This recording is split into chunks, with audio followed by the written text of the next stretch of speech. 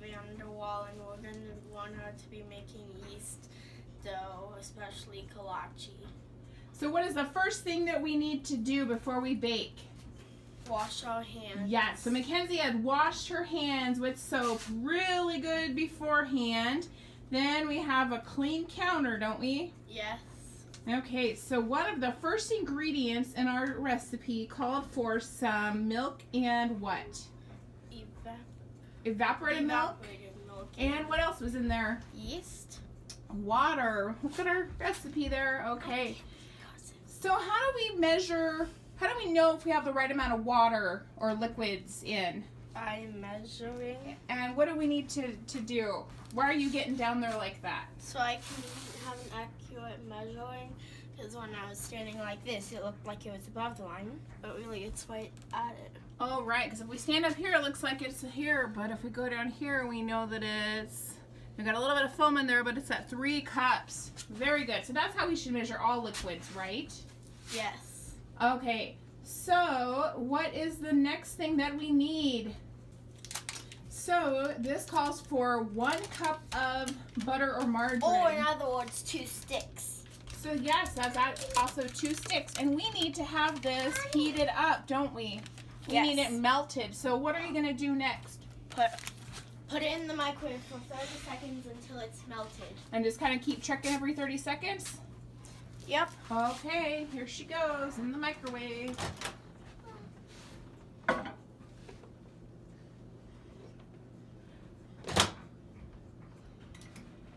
So Mackenzie, you've got the hot water, and what are you looking at? How much does it need to have? It needs a little less. It's at 2/3. Okay, so this is where you're gonna drop and add and keep checking.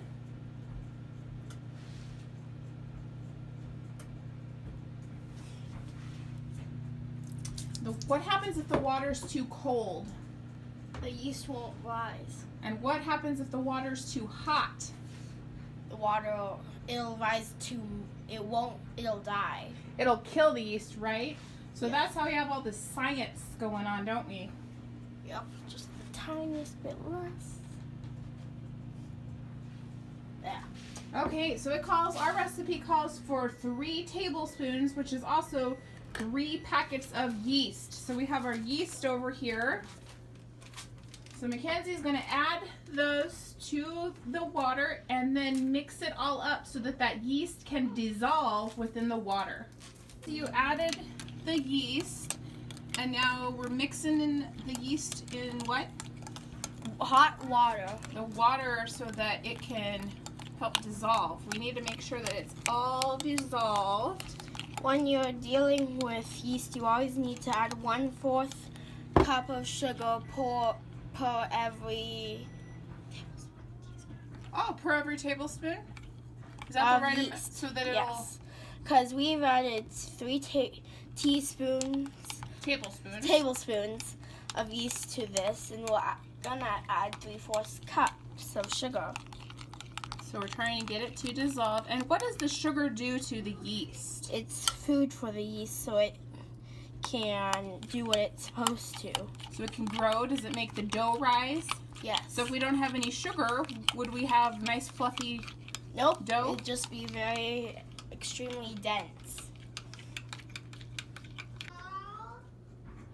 Okay, so our yeast is dissolved, and we also have our butter or margarine warmed up with our milk. So the recipe calls for how much sugar, Mackenzie? 3/4. 3/4. Is there such thing as a 3/4 cup measuring? Nope.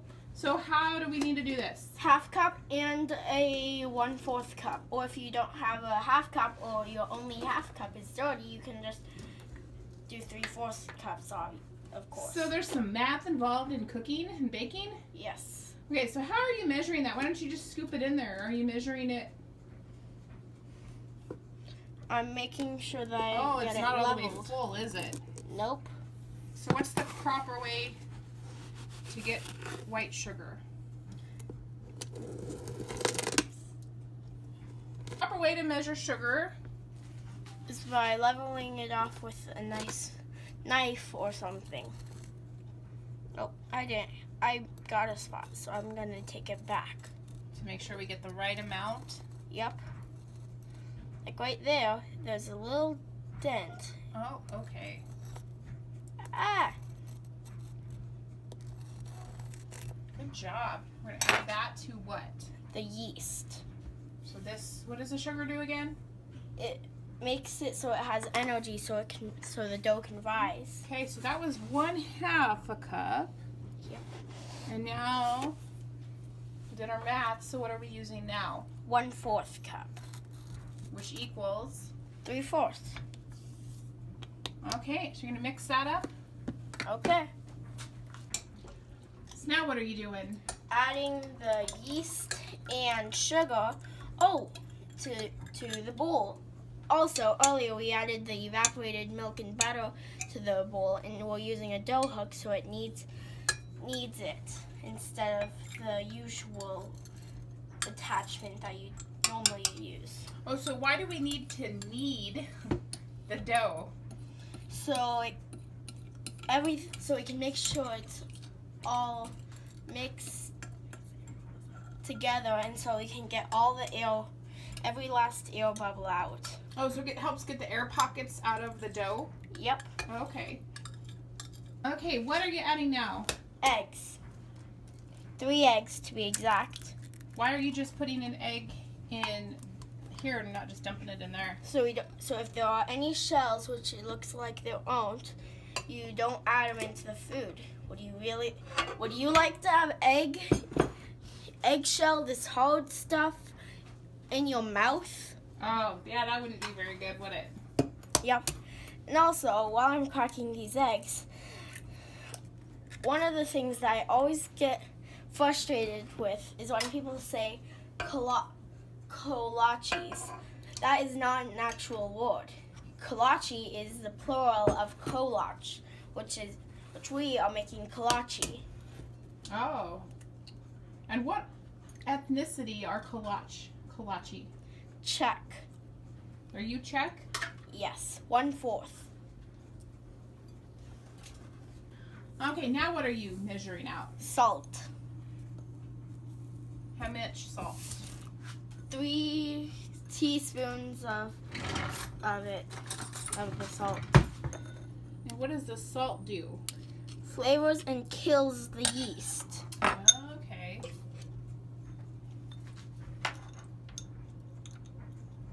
And you spoon it in so that way it's not, so you get the right amount. Because if you were to just scoop it up like that, you'd get way too much. You'd get way too little. But this way you get the right amount and there's more air. And also, when you're adding it, you need to level it off so you don't get too little or too much. You add it in and mix it 1 cup at a time.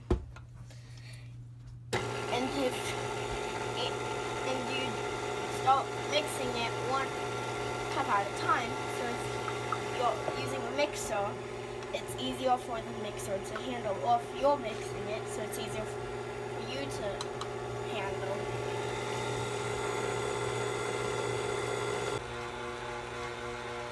It's about ready when the dough starts pulling from the sides like this. That's how you know you have enough flour? Yep. And another way to check, because you don't like having it super sticky, is seeing. It looks just about right. If you just do a quick little tap and it looks like this, it's good. If it's a bit more sticky, I'd add a bit more flour. Quick tip. Make sure you have lots of time on your hands to let the dough rest. Spray the bowl. We've mixed all the dough together, so now we're going to have it rest in a different bowl. So we're going to spray it first so it comes out easier.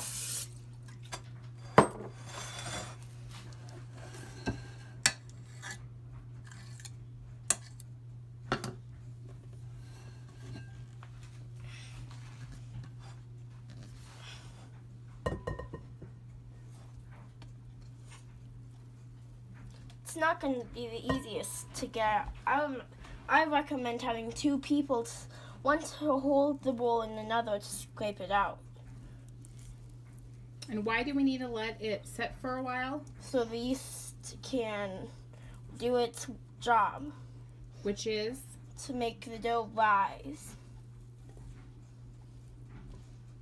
I'm covering up the dough so that way nothing can interrupt it. You can use clean wrap like I am, or just a little old tea towel, a thin little towel. And then how long do we have to let it rise? Until it's doubled in size, and you'll be able to tell because it'll be popping out.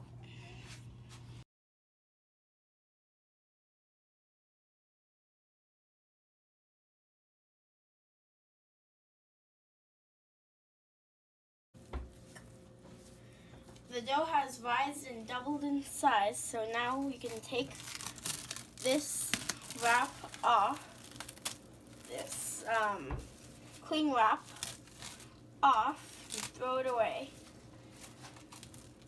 Go. And take that dough and roll it so it's smooth, so that way there are no cracks with the final product. Make it as smooth as you can get it, and if you need to end up adding more flour because you work it in so much, that's fine. Does it take a lot of practice? Yes, it takes a lot of practice. I'm able to do it right now because I've been making kolaches since I was about 5 or 6. Then you put them on the baking sheet, and then just repeat that with the remaining dough. After you have the balls rolled out, you can use a paper towel or pastry brush, or if you're Czech, duck feathers or goose. We are using a duck feather since we are Czech. I'll show you how to use the paper towel in case. And you can use egg wash or oil. And if you use egg wash, make sure you beat the egg really good. We're using egg wash.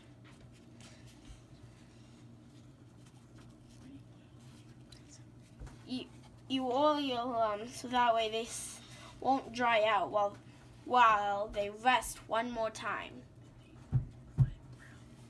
And also so that they're nice and golden brown. And also, I'd use, if you're able to, use a duck feather instead. It works a lot cleaner.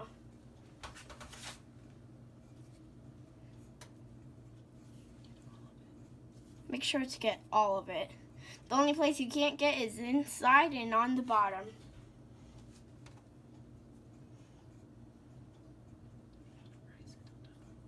And let them rise one more time so they're double the size that they currently are.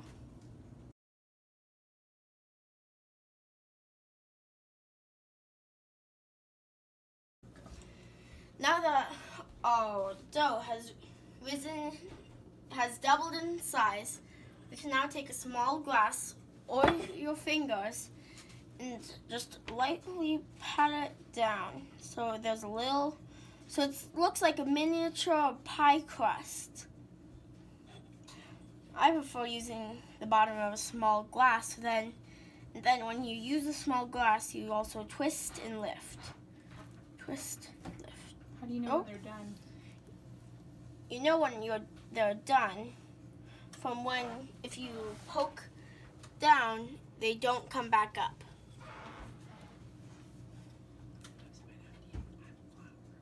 Sometimes you might have to add flour to the bottom of the glass, like we might. Now you can take whatever pie filling or fruit filling you would like and fill that little small area that you have just made. You don't want to fill them too full, otherwise it'll be a big old mess and run over.